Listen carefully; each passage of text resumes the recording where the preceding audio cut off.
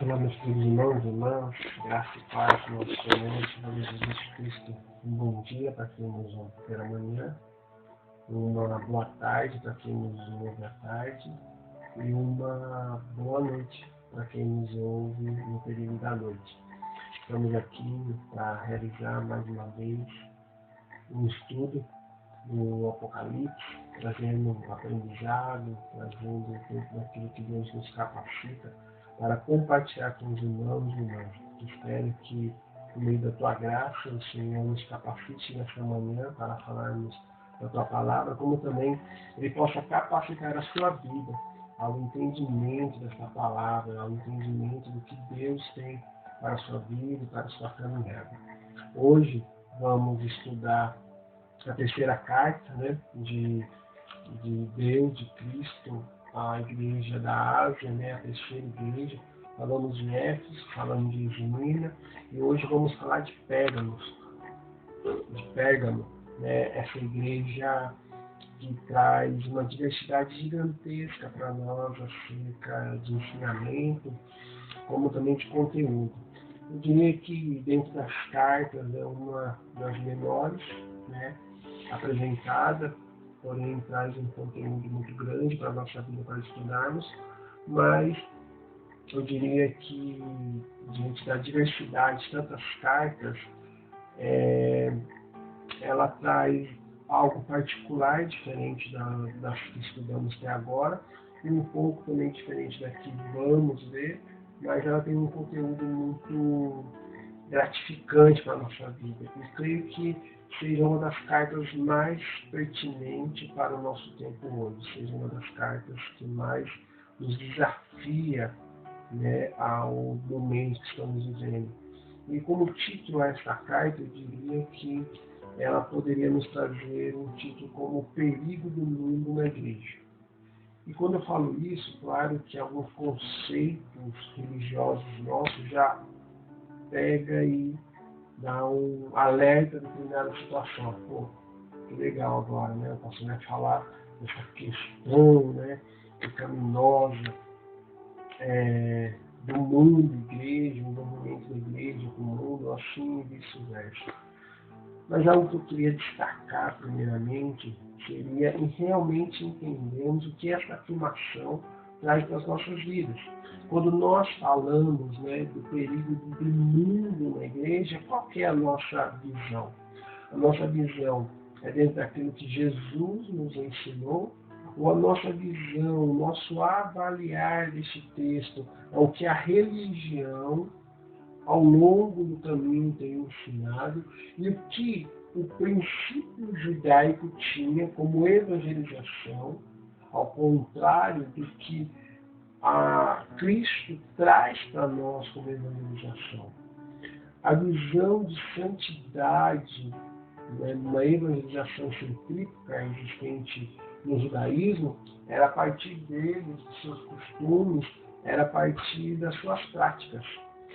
Já o contexto evangelizador do Novo Testamento, de um novo reino, de uma manifestação em Cristo Jesus, no meio da santidade, é uma evangelização centrífuga. É uma igreja que agora sai da onde ela está, dentro do que ela tem conhecimento, e leva para outras pessoas.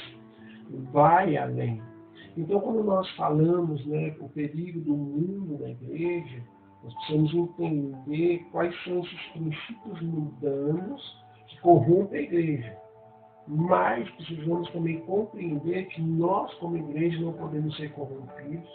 Precisamos estar alicerçados na doutrina do que é a igreja cristã, para também podermos implantarmos no mundo lá fora, podemos implantarmos nas pessoas o que é a igreja e o reino de Deus. Então, a igreja pode estar no mundo, o mundo que não pode estar na igreja. Precisamos ter isso muito claro.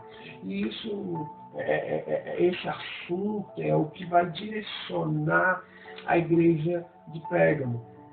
Enquanto as outras cartas vão trazendo algumas situações muito relevantes ao que aquele povo passava, eu acredito que Pérgamo ele vai trazer e relatar isso, mas também ela vai se fazer uma carta muito presente ao que estamos vivendo, muito presente às nossas realidades, muito presente ao que conhecemos e temos como igreja hoje. E isso nos chama a atenção e nos leva a avaliarmos o que realmente estamos buscando ser como igreja, e o que estamos aprendendo, o que até mesmo queremos ensinar como igreja, né? O que queremos acrescentar como igreja. E como igreja, eu diria, o que a nossa história tem deixado como legado? Para onde somos chamados nesse sentido?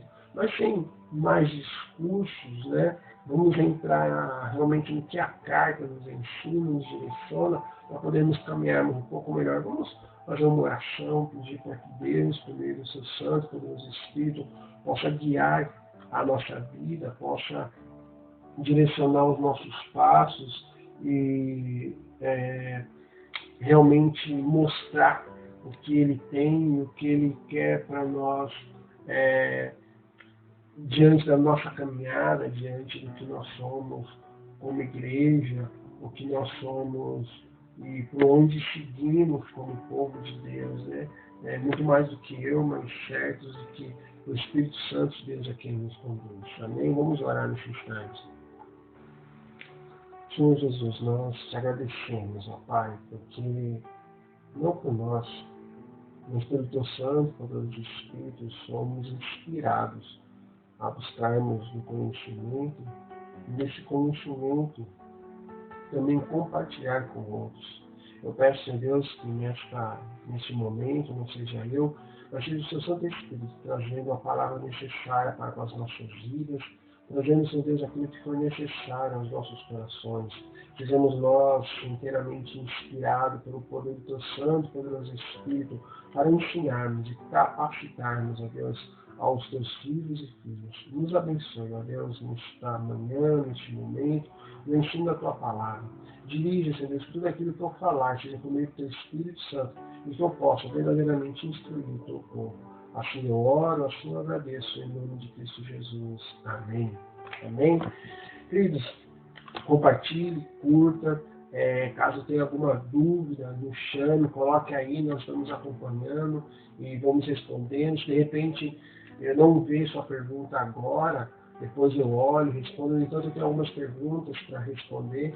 Eu vi que alguns estudos passados surgiu alguns questionamentos. Minha esposa falou para mim, olha, tem lá umas perguntas. Eu preciso sentar e digitar, né? Porque quando é feito aqui, eu ainda vou lá e explico, mas quando é colocado depois, eu preciso dar uma olhadinha para ir respondendo.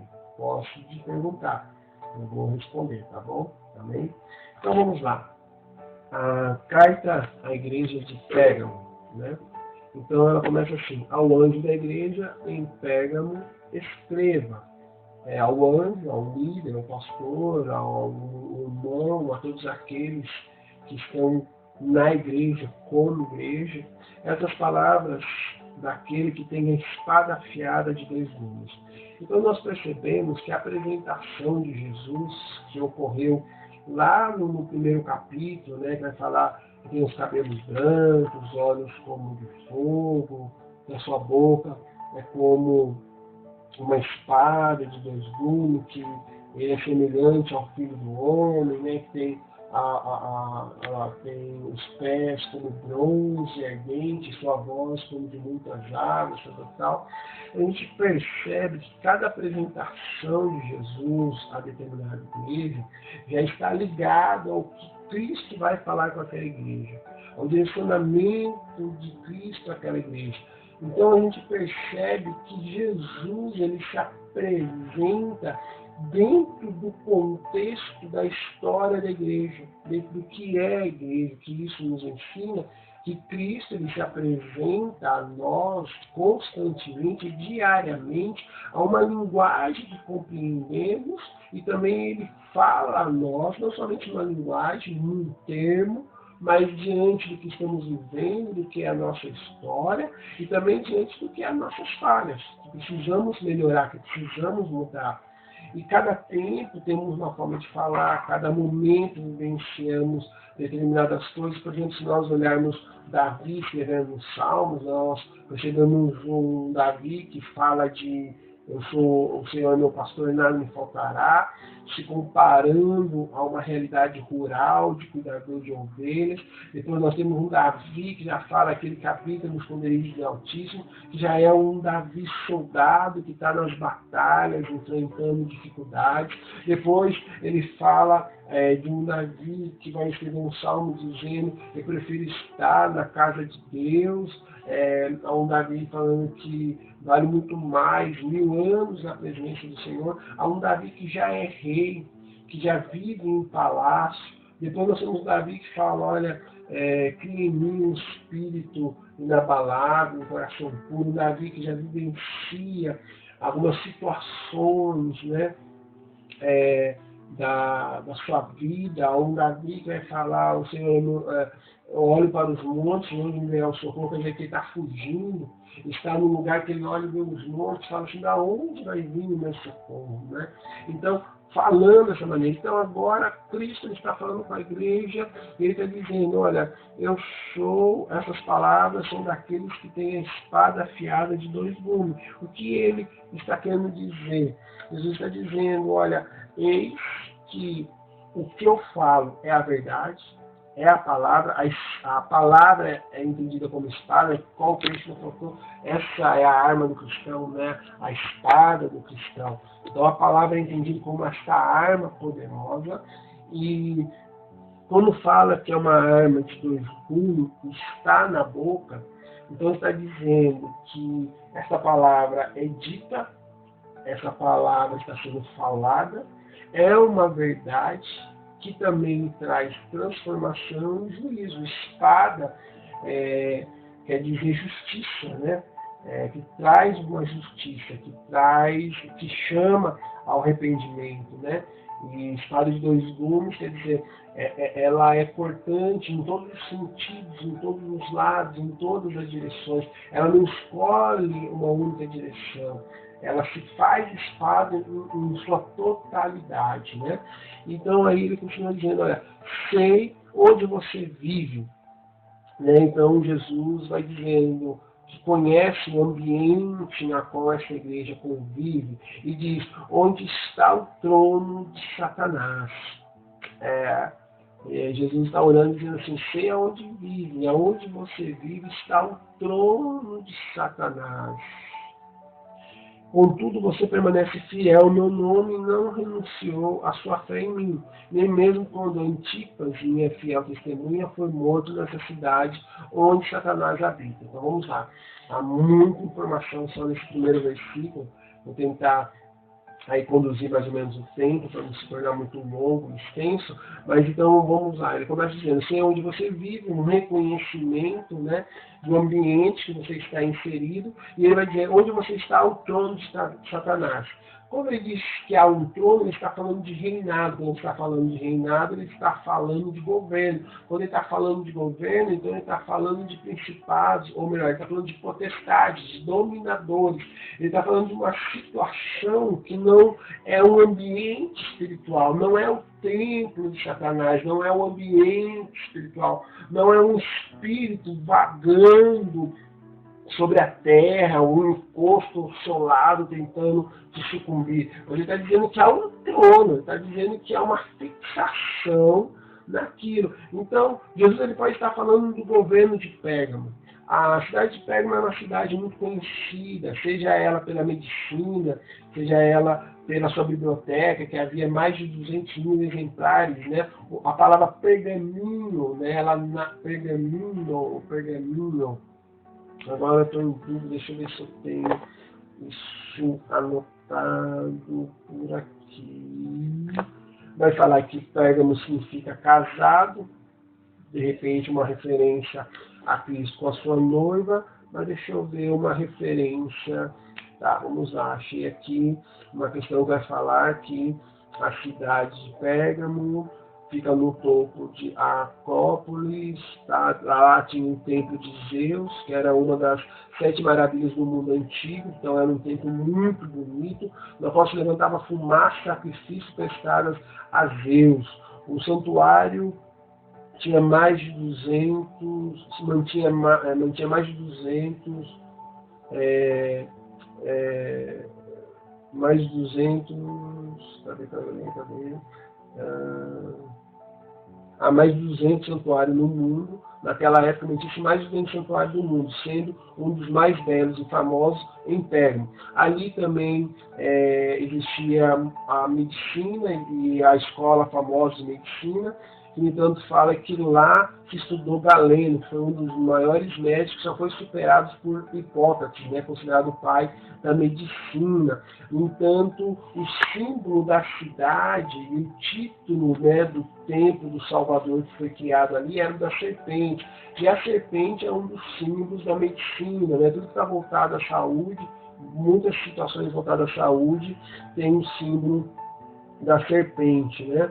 Mas essa do pergaminho eu não estou encontrando, porém foi criado lá, porque quando foi criado a biblioteca, né, de Pérgamo, entanto um dos famosos bibliotecários de Alexandria foi para lá. Com isso, o rei do Egito, né, o faraó, o rei da época do Egito, ficou bravo e ele não fornecia então mais os papiros. Sendo assim, o rei da época, para desenvolver as escritas e manter essa biblioteca, ele inventou o pergaminho, que era esse couro, que era muito mais durável era muito mais durável que o papiro, né? E faziam pequenos rolos, sendo muito mais fácil de guardar e manuseá-los. Então, é uma cidade de conhecimento, é uma cidade que tem medicina, cidade que tem alguns templos famosos, era uma cidade gramulosa, vamos assim dizer, e quando fala que o trono de Satanás está lá, ele está querendo exatamente dizer que há uma dominação governamental naquele ambiente. Então, assim, não é simplesmente uma questão espiritual, de uma perseguição de um exército, mas há uma presença forte governamental tentando influenciar a vida da igreja. Então há uma movimentação de governo. Eu sempre falo que há várias áreas de dominação espirituais que o próprio Paulo em Efésios vai dizer. E dentro dessas áreas espirituais há uma área governamental. E quando nós falamos de área governamental, nós estamos falando de ideologia, nós estamos falando de pensamento. O governo ele se estabelece a partir da mente, né, que mobiliza por meio de um discurso as pessoas e dentro desse discurso leva a criarem as facções nacionalistas, políticas e ideológicas. Né? Olha só que interessante. E, no entanto, Jesus apresenta dizendo, olha, a minha boca, né, ele vai falar assim, olha, daquele que tem espada afiada de 2 gumes, quer dizer, ele está falando, Jesus está dizendo que a luta dessa igreja é contra o falar, a palavra, a ideologia, o pensamento. E ele vai trabalhar bem nisso. E aí ele vai dizer que nessa cidade é o trono de Satanás. Nessa cidade é uma manifestação dentro desse aspecto, né, de governo, de pensamento estabelecido. E ele vai dizer, contudo, ele conhece as pessoas daquela igreja, de não, vocês têm sido fiéis, vocês têm renunciado, né? Você permanece fiel, meu nome não renunciou a sua fé em mim. Quer dizer, há um grupo fiel. E aí ele vai fazer até uma citação de um pastor, que foi pastor de Pérgamo, que vai falar de Antipas. Antipas foi um pastor que pastoreou esta igreja, e segundo Tertuliano vai dizer que Antipas, ele é citado aqui porque Antipas foi morto. E a morte que se deu a Antipas, segundo Tertuliano, ele vai dizer que Antipas foi colocado dentro de um bezerro ou de um touro de bronze e colocado no fogo até ficar vermelho. Então esse homem não morreu queimado, mas ele morreu primeiramente sufocado dentro de um local e depois ele morreu, né, aí queimado, morreu aí sei lá, como poderia dizer, né? Uma pessoa morrer dentro de um touro, de um bezerro de bronze, acredito que deve ser uma das mortes mais terríveis, e isso sendo levado ao fogo até ficar vermelho, né? Segundo aí os escritos tertulianos. Então ele fala assim, olha, minha fiel testemunha, porque como Antipas foi fiel, e foi a morte em prol da minha palavra, para acreditar, assim eu tenho visto esta igreja, né? Foi morto nesta cidade onde Satanás habita. Então ele está dizendo, este meu servo fiel foi fiel até a morte, que nesta cidade onde Satanás habita, então olha só, primeiro fala de trono, depois fala de habitação. Então quando ele fala de trono, como eu falei de governo e pensamento, e quando ele fala de habitação, é porque este governo e esse pensamento tem tomado conta das vidas humanas. E tomar conta das vidas humanas tem levado pessoas à morte. E aí ele continua dizendo, no entanto, versículo 14, no entanto, tenho contra vocês algumas coisas. Você vai dizer, olha, vocês são fiéis, vocês não têm perdido, né, a fiel testemunha que são diante de mim, mesmo diante da morte de Antipas, mas eu tenho algumas coisas contra vocês. E aí Jesus começa a dar uma balançada na igreja. Ele diz, você tem aí pessoas que se apegam aos ensinos de Balaão, que ensinou Balaque a armar cilada contra os israelitas. Quem conhece a história de Balaão e Balaque sabe. Balaão foi contratado por dinheiro, então ele está dizendo que pessoas têm se vendido, né, pessoas por conta de dinheiro, de cargo, ou o que seja, de influência, quer dizer, algo que realmente chama a atenção humana, tem se vendido, quer dizer, tem largado o cristianismo por uma outra mentalidade enriquecedora, e por conta disso, essas pessoas, elas estão perdendo e também estão seguindo aos ensinos de Balaque. Então, só nos dois nomes existe também duas acusações. A primeira, que se vende, mas vocês lembram que essas pessoas se vendiam, Balaão, melhor, ele se vendeu pelo dinheiro de Balaque. Quando ele foi profetizar, ele não conseguia profetizar contra o povo de Israel, a não ser só abençoar. Ou melhor, quando era para amaldiçoar, ele não conseguia amaldiçoar, ele só conseguia abençoar o povo de Israel. E aí Balaque fica nervoso com Balaão, e o que Balaão faz?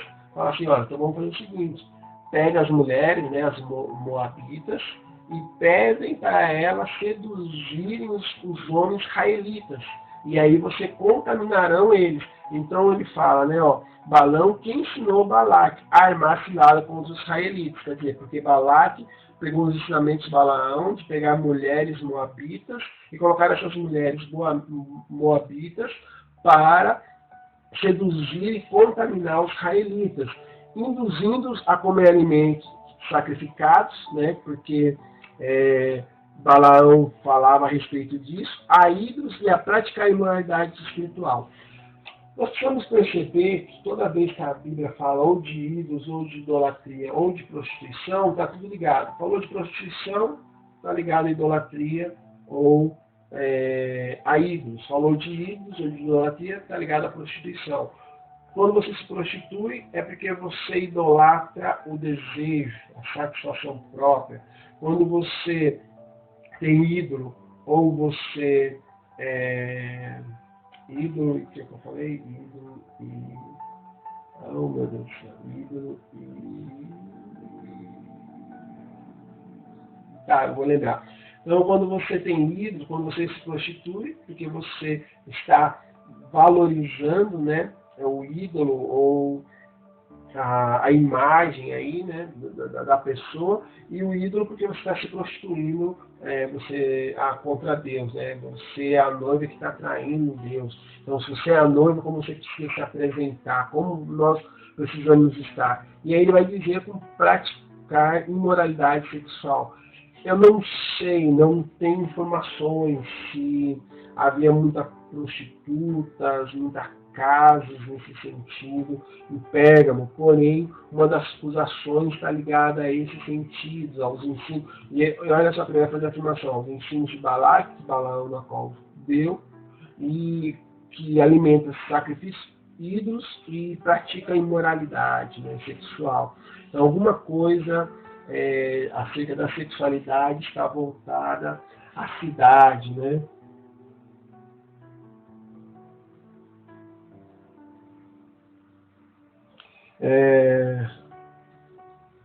Então, assim, é interessante, desculpa, irmão, eu olhei no caderno aqui, achei que estava com alguma informação diferente aí para trazer para vocês. Mas, então, assim, ele vai falar que a prática da imoralidade, né, vai causar, é uma das práticas que corrompe. Vamos lá, versículo 15. De igual modo, você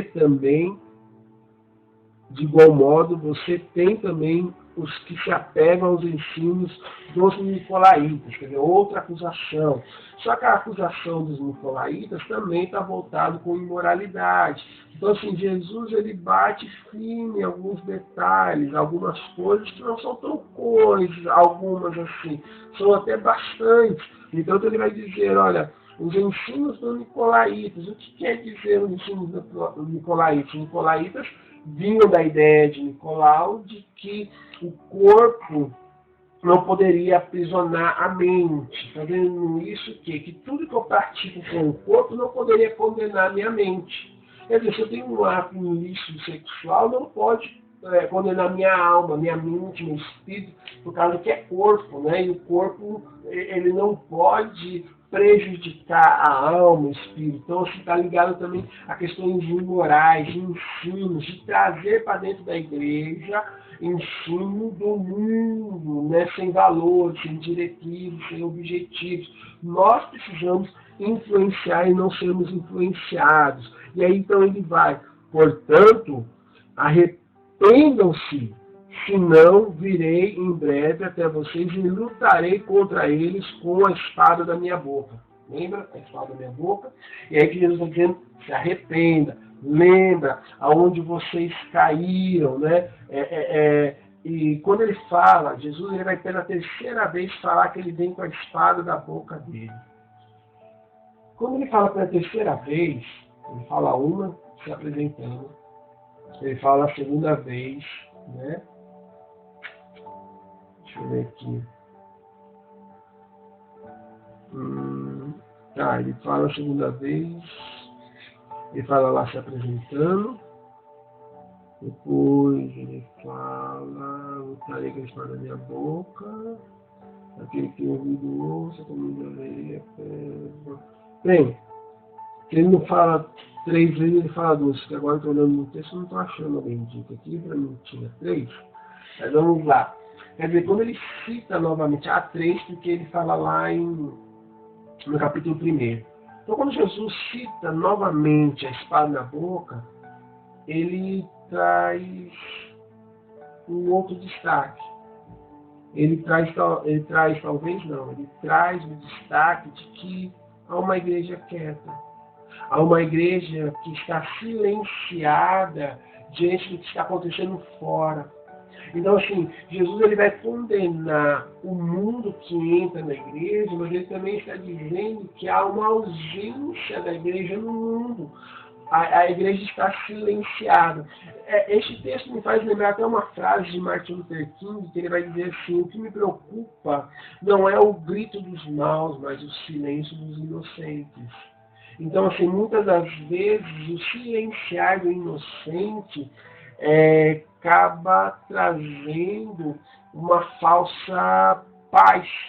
Porque, assim, nós temos que ser pacificadores em pregoar a justiça, não para nós, mas para o outro. Porque a nossa não pode vir de nós mesmos, tem que vir de outro, porque nós entregamos a nossa vida em Cristo Jesus para que Ele reine em nós. Toda vez que nós buscamos justiça para nós mesmos, pelas nossas próprias forças, nós estamos fazendo de maneira errada. Nós precisamos entregar esse discernimento de justiça nas mãos de Deus. Então esse texto ele vem nos ensinar algo que há uma igreja também em silêncio. Então ele vai dizer, olha, se arrependam. Ele fala assim, muito arrependimento que é mudança, é transformação. É você não ficar do jeito que está, mas procurar fazer diferente do que tem feito. Então, ele está dizendo, olha, arrependa-se. Ele chama a atenção nesse sentido. Ele chama a atenção a não ser um falso arrependimento. Jesus está dizendo que o silêncio é a não manifestação da igreja no mundo, é um falso arrependimento. Você falar, eu me arrependo dos meus pecados e não influenciar, é um falso arrependimento. Porque com um arrependimento eu me torno um ser ativo no nome e na presença de Cristo para com outras pessoas. É algo automático. Eu tenho Cristo e eu preciso falar esse Cristo para outras pessoas. Jesus está dizendo, olha, se você não se arrepender, senão virei em breve até vocês, lutarei contra eles com a espada da minha boca. Você está dizendo, vocês não podem ficar em silêncio, porque se vocês ficarem em silêncio, eu vou me manifestar contra eles. E se eu manifestar contra eles, o silêncio de vocês também há de gerar sobre a vida de vocês consequência. E aí ele continua dizendo, olha, aquele que tem ouvidos, ouça. Então quer dizer, ouça, todo aquele que tem espírito. Então, todos que estão vivos precisam ouvir desta palavra. Ao vencedor darei o maná escondido. Há uma passagem bíblica, né, que quando o maná cessou no deserto, eles colocaram a tábua da lei e colocaram o maná dentro da arca, né, lá de ouro, que tinha os anjos, que representava a providência dos céus. Quando Deus está dizendo, né, que o vencedor darei o maná escondido, há também uma palavra dizendo que, eu não lembro qual foi o profeta, se foi Jeremias, eu sempre confundo Jeremias com Ezequiel, mas vamos lá. Eu acho que foi demais. Bem, eu não vou achar aqui. Mas, se não me engano, foi Jeremias que diz que ele escondeu, né, o maná na fenda de uma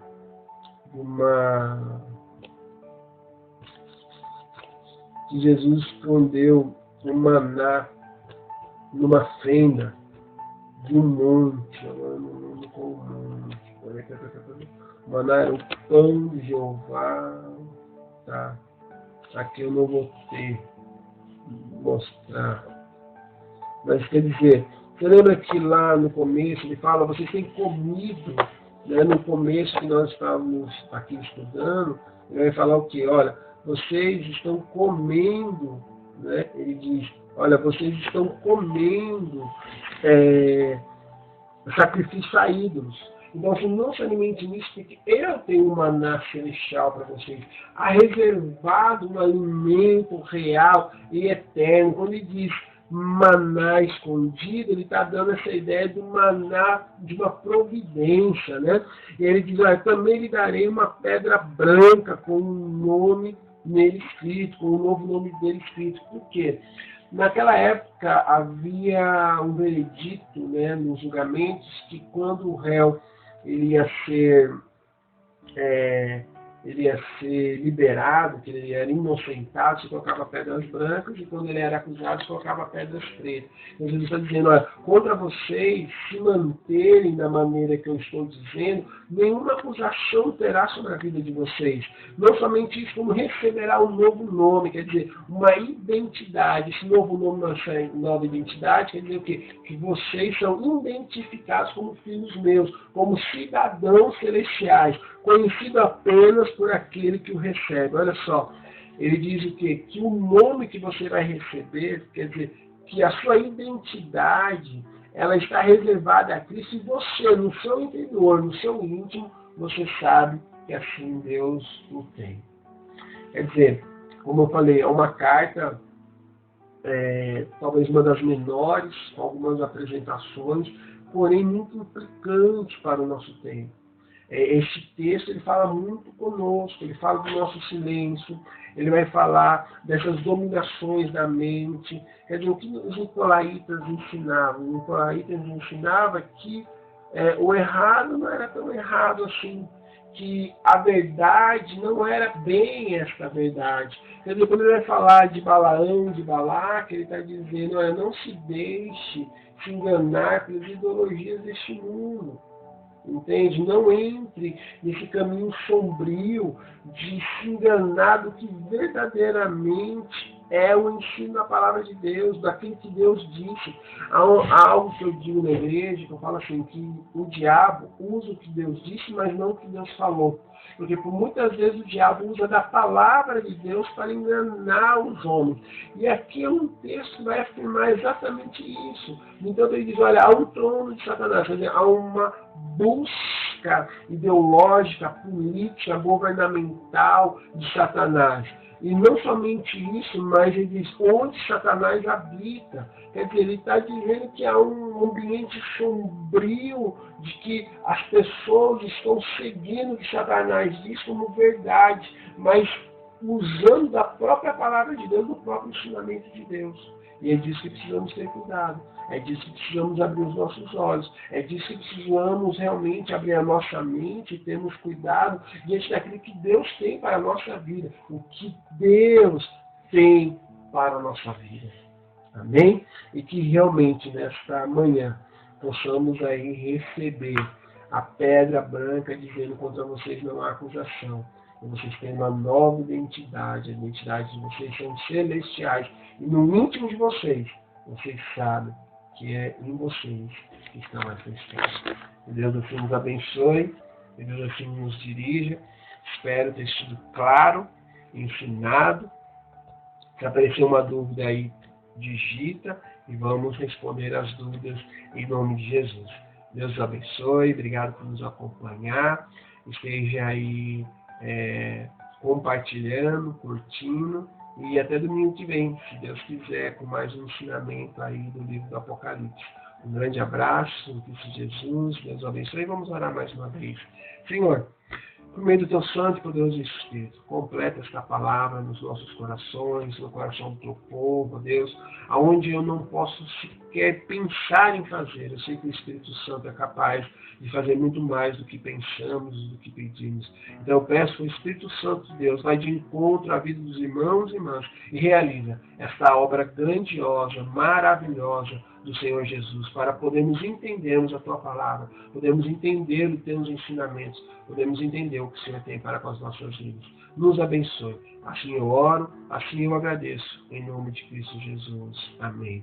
Deus abençoe, Deus o guarde, um grande abraço em Cristo Jesus, um ótimo domingo e uma ótima semana debaixo da presença de Cristo Jesus.